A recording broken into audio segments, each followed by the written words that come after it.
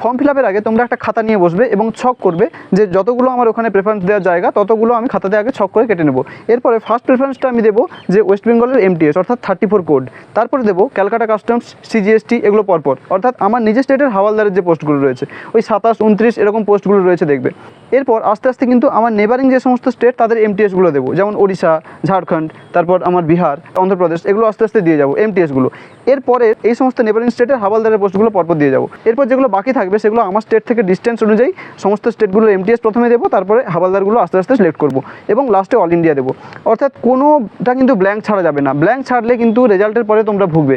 আমি form fill আপের সময় কীভাবে স্টেট প্রেফারেন্স দিয়েছিলাম এইটা দেখে নাও তোমরা। এরপর ধরো এই স্টেট প্রেফারেন্স দিতে গিয়ে কেউ ভুল করে ফেলেছো, তোমরা কিন্তু নোটিফিকেশনে দেখবে যে এডিট উইন্ডো কবে ওপেন হবে। সেই এডিট উইন্ডো যেদিন ওপেন হবে সেদিন কিন্তু তোমরা গিয়ে একটা সার্টেন পেমেন্ট করতে হয়, পেমেন্ট করার পরে স্টেট প্রেফারেন্সটা চেঞ্জ করে দেবে, নিজের মনের মতো করে দেবে। তবে আমি বারবার বলছি কোনো প্রেফারেন্স ব্ল্যাঙ্ক ছাড়বে না।